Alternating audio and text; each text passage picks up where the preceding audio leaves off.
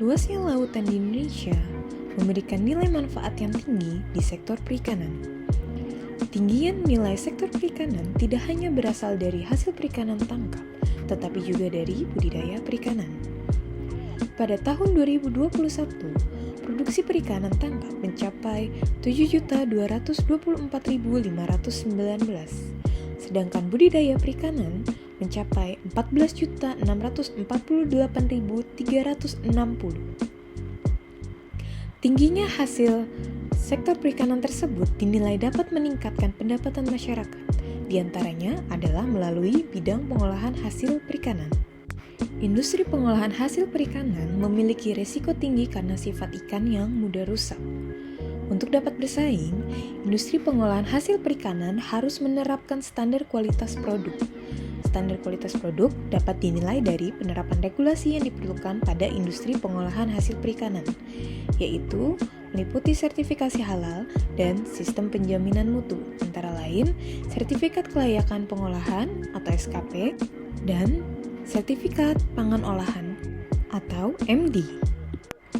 Belum diterapkannya sertifikasi halal maupun regulasi lain yang diperlukan pada sebagian besar UMKM disebabkan oleh adanya permasalahan internal dan eksternal yang dialami oleh para pelaku UMKM.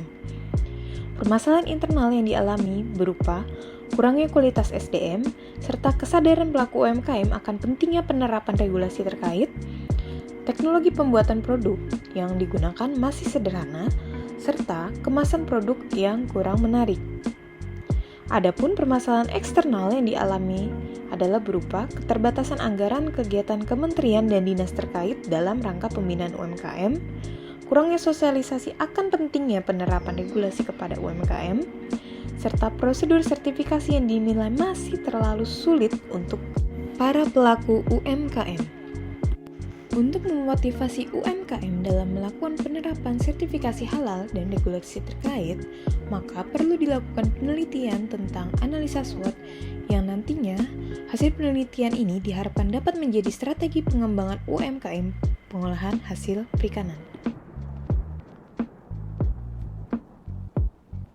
Untuk menentukan strategi pengembangan UMKM yang akan dilakukan, perlu dilakukan perhitungan SWOT yang akan melalui 3 tahap, yaitu pertama, menghitung skor bobot dan jumlah total perkalian skor dengan bobot pada masing-masing faktor lingkungan. Yang kedua, mengurangi jumlah total faktor internal (IFAS) dan mengurangi faktor eksternal (EFAS) dari UMKM. Perolehan nilai selisih faktor internal akan menjadi titik pada sumbu X, sementara untuk selisih perolehan dari faktor eksternal akan menjadi titik dari sumbu Y. Lalu yang ketiga, yaitu melakukan pencarian posisi UMKM dalam kuadran SWOT berdasarkan titik X dan Y. Berdasarkan hasil perhitungan IFAS dan EFAS, diperoleh nilai skor IFAS sebesar 0,83 dan skor EFAS sebesar 0,68. Berdasarkan formulasi, skor tersebut terletak pada kuadran 1 yang menunjukkan Rapid Growth Strategy. Rapid Growth Strategy ini merupakan suatu strategi untuk meningkatkan laju pertumbuhan pasar dengan waktu lebih cepat, yaitu tahun kedua lebih besar dari tahun pertama dan selanjutnya, di mana peningkatan kualitas yang akan menjadi faktor kekuatan untuk memaksimalkan pemanfaatan dari semua peluang yang ada.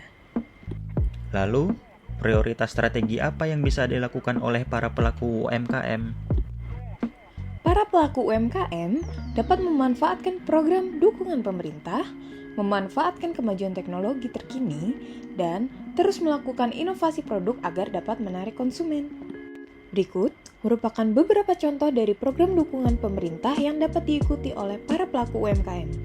Di antaranya adalah inkubasi bisnis yang diadakan oleh kementerian terkait, Jakpreneur, serta program dukungan pemerintah lainnya yang dapat diikuti oleh para pelaku UMKM setempat.